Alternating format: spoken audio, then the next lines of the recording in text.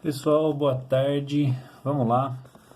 Mais uma aula de mecânica dos sólidos. Deixa eu ajustar a câmera aqui. Opa. Aí, acho que assim tá bom, né? Pessoal, nós veremos na aula de hoje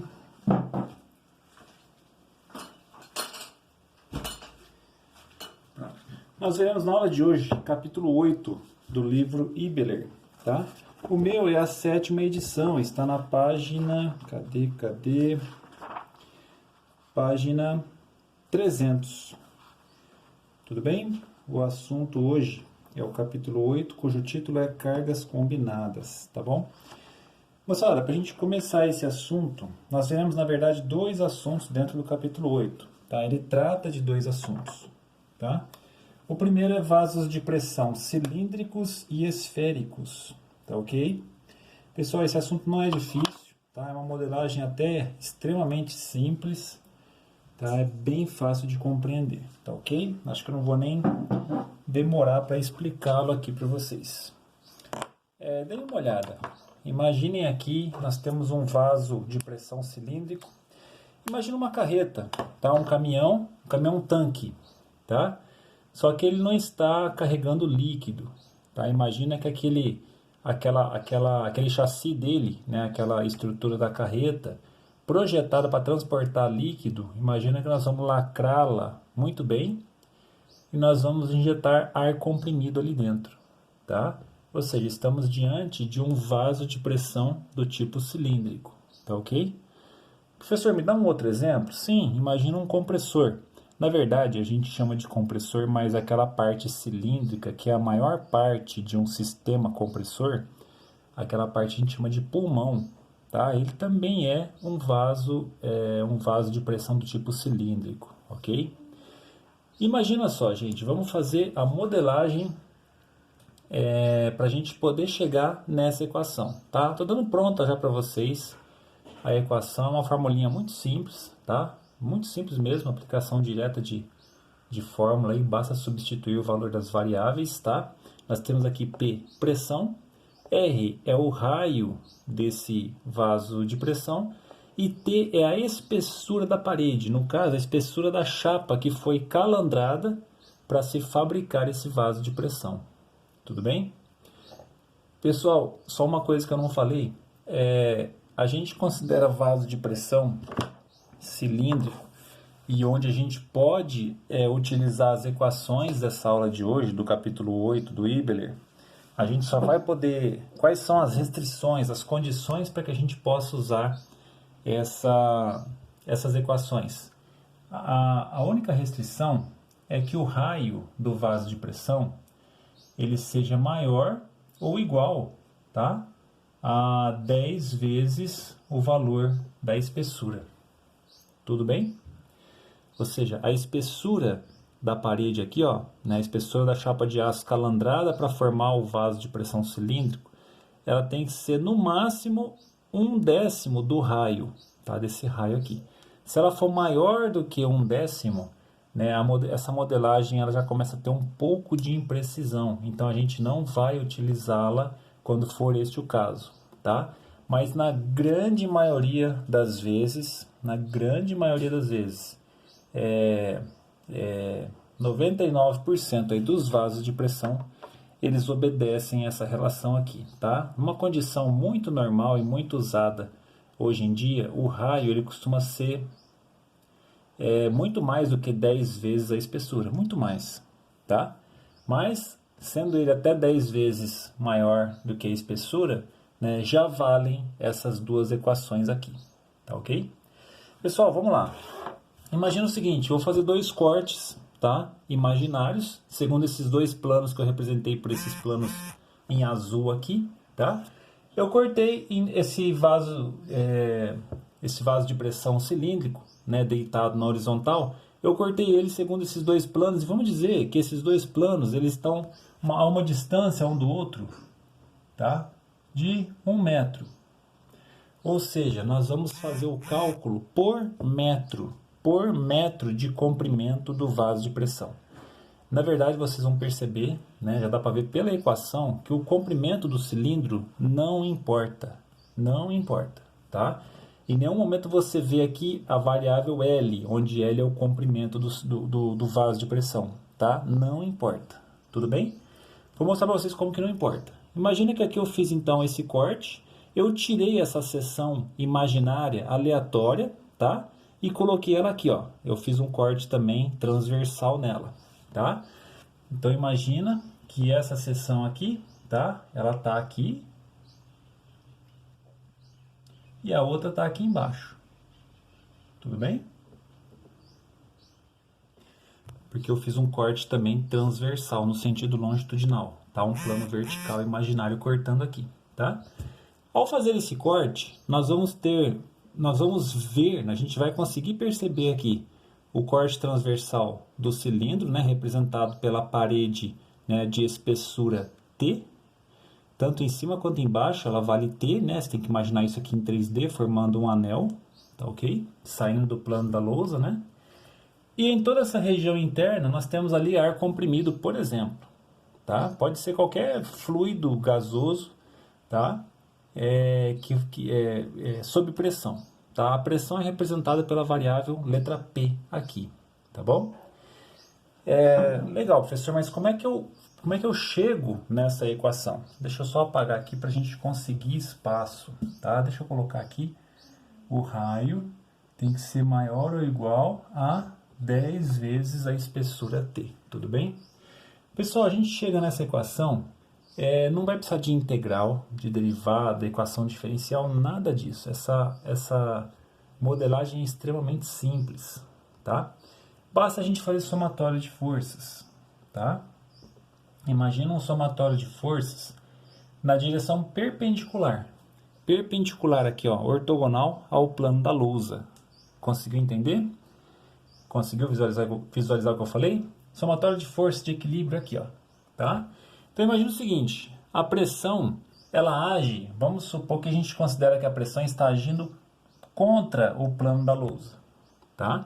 Se ela age contra o plano da lousa, a direção do sentido, né, por ação e reação, terceira lei de Newton, do anel calandrado aqui, ó, do aço, vai ser saindo da lousa, tá? Ou se você considerar que a pressão age, imagina o seguinte, o vaso de pressão cilíndrico, ele sempre vai estourar como? Ele vai mandar a metade direita para a direita, a metade esquerda para a esquerda, tá? Imaginando o vaso de pressão cilíndrico nessa direção como ele está aqui, tá? Ele sempre vai estourar para a direita, né, e para a esquerda, assim, ele vai abrir no meio, certo? Então você tem que imaginar que a pressão age no sentido de estourar o vaso, né, e o vaso reage no sentido de se manter integral, né, se manter íntegro, né, sem quebrar, tudo bem? Então a gente percebe que o esforço da pressão e a reação do vaso, eles formam o par ação e reação, terceira lei de Newton. Tá? Não sei se você enxergou isso, tem que ter um pouco de visão espacial, tridimensional, para você ter essa percepção. Tá? Bom, se a gente fizer o somatório de forças aqui você pode considerar que essa direção é x, y, z, h, sei lá, qualquer uma, não importa. Tá? O fato é que o somatório das forças que agem sobre esse vaso de pressão tem que dar zero. Tá? A partir do momento que esse número aqui deixou de ser zero, sai de perto, sai correndo. Tá? Esse vaso vai estourar. Ou melhor, ele já está estourando quando deixou de ser zero aqui. Tudo bem? Pessoal, olha só que interessante. Eu tenho então que a força do ar comprimido vai ser igual ao esforço, vamos chamar assim, da chapa. Tá? Ao esforço da chapa. Vamos colocar azul a pressão, né? E o F em preto aqui, ó, o esforço da chapa. Tá? A grande sacada está na gente saber interpretar, né? Como que a gente desmembra esse F em termos de pressão e de área, tá? A gente sabe que pressão é força sobre área. Então, força é pressão do ar comprimido vezes a área onde ele atua, tá ok? Mesma coisa aqui, o esforço gerado pelo vaso, nessa parte preta aqui, vai ser... A gente sabe que para fluidos, ou seja, líquidos e gases, a gente usa a letra P, pressão.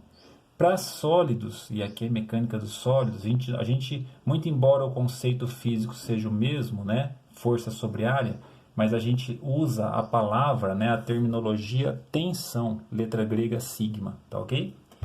Bom, a força vai ser a tensão no aço, né, considerando que o vaso cilíndrico seja de aço, vezes a área onde ele atua.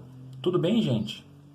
Pessoal, isso aqui é meio trivial, né? Você pode estar achando, né? Poxa, isso aí é meio que lógico, tá? Mas a grande sacada está em você saber enxergar que área que é essa e que área é essa aqui, tá? Fala para mim, essa pressão aqui, ela não age dentro desse retângulo aqui, ó, tá? Ela não age dentro desse retângulo? Qual vai ser a área de atuação dessa pressão, então? Vai ser esse comprimento aqui, que a gente está considerando que é de, olha lá, 1 metro, tá? A distância, lembra que a gente está fazendo um cálculo por metro, tudo bem? Como eu já adiantei, não importa o comprimento do vaso, tá? Ó, você não vê aqui, ó, na variável, aqui na equação, nenhuma variável que estipula o comprimento do vaso, porque ela não importa, tudo bem? Bom, vamos considerar que seja 1 metro, então. Tá? Então a gente já sabe aqui, ó, que a pressão do ar comprimido vezes a área, o que vai ser a área? 1 metro de comprimento aqui, vezes essa altura. Pessoal, vocês sabem me expressar essa altura em função do raio? Essa altura aqui, ó, não é o raio interno do cilindro vezes 2, ou seja, não é o diâmetro dele, tá? Então eu vou substituir aqui, ó, a área por 2 vezes o raio, que é a altura, vezes o comprimento, o comprimento dessa largura arbitrária, que é 1 metro. Tudo bem? Isso aqui vai ser igual à tensão no aço, tá? Vezes a área. O que vai ser a área transversal desse aço? Vai ser a espessura T, vezes 2, porque eu tenho o Tzinho em cima, o Tzinho aqui embaixo, tá? Vezes o comprimento, né, arbitrário, né, da fatia que eu peguei como amostra aqui, que é 1 metro, tá? Então nós teremos aqui que a área do aço vai ser 2 vezes o T vezes 1 metro. Tudo bem? Olha que legal, gente. Podemos cortar esse 2 com este 2, tá? O 1 aqui não vai fazer diferença nenhuma. Tudo bem? Nós vamos ter, então, simplificando aqui, ó, que a tensão vai ser P vezes R dividido por T, tá? Exatamente. Tensão é pressão do gás, vezes o raio interno dele, tá? Do cilindro, dividido pela espessura da parede do aço. Legal, gente? Tudo bem? Eu esqueci de falar para vocês. Essa tensão é chamada de tensão de aro, ou também ela pode ser chamada de tensão circunferencial, tá? Ou um ou outro, pode escolher aí tá bom? Tensão de aro ou tensão circunferencial, tudo bem? Só que é o seguinte, deixa eu apagar isso aqui, ou melhor, deixa aí, pode deixar aí. Só que é o seguinte, você pode estar pensando assim, e se eu fizer o corte 90 graus, né, em relação a esses cortes como eu fiz aqui? Em outras palavras, imagina o seguinte, que aqui no final desse vaso de pressão, imagine que aqui eu tenha uma meia esfera, uma calota, tá? Metade de uma esfera, tudo bem? Só que oca, é claro, tá bom? É mais ou menos o que eu desenhei aqui, ó. Imagina que aqui eu tenho uma calota, tá? Uma meia esfera, tudo bem? Ela é oca. O ar comprimido entra lá dentro e pelo princípio de Pascal ele vai exercer, né, a força igual por unidade de área, ou seja, vai exercer pressão uniforme em cada pedaço, né, interno dessa calota, certo? Se a gente usar a mesma lógica do cálculo que a gente fez aqui em cima, tá? Porque aqui nós determinamos a tensão de aro ou a tensão circunferencial. Ou seja, a gente aplicou um corte vertical, imagina um plano vertical aqui, tá? Atravessando o vaso de pressão no sentido longitudinal dele. É essa a imagem que eu vou ter, tá?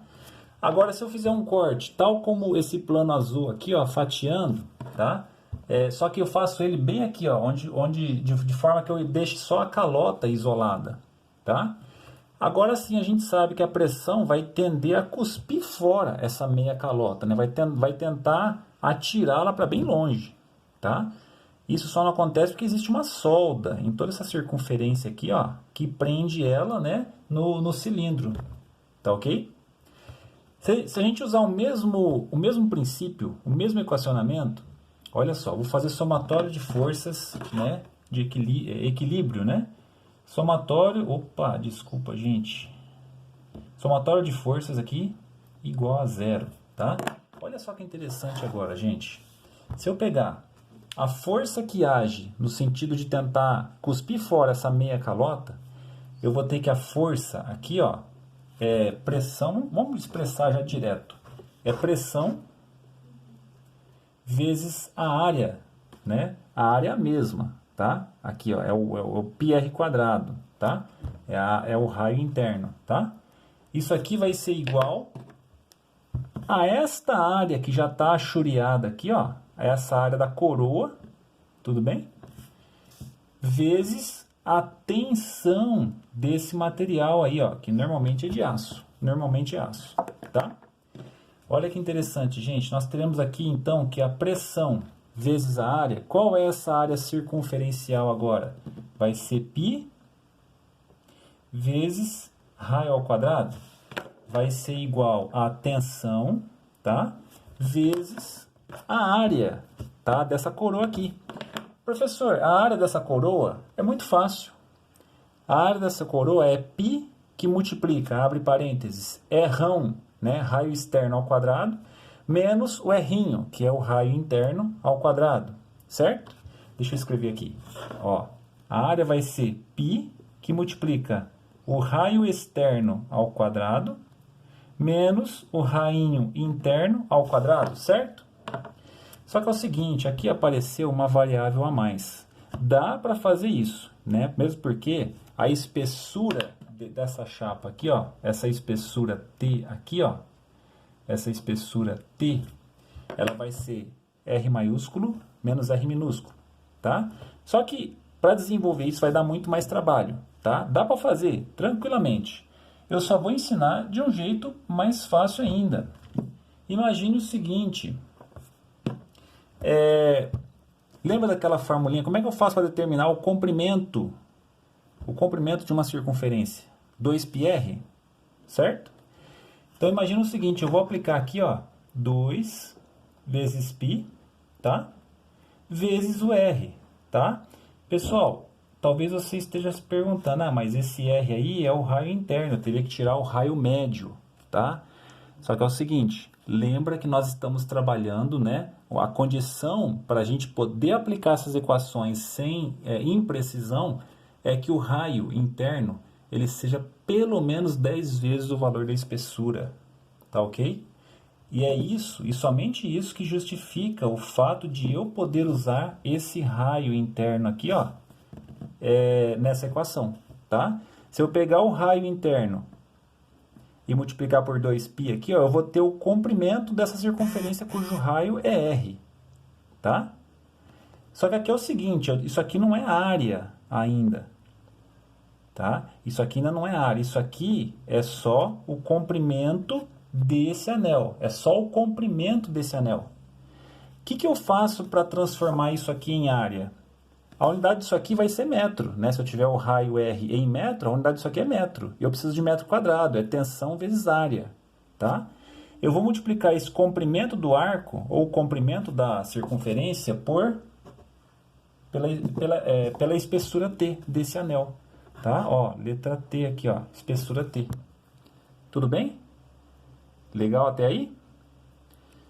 Bom, se você enxergou até aqui, ficou mais fácil, né? Olha só, gente, eu corto esses 2πs, eu corto esse quadrado com esse R, e vai me sobrar aqui no final, vamos deixar em função do sigma, a tensão do material, tá?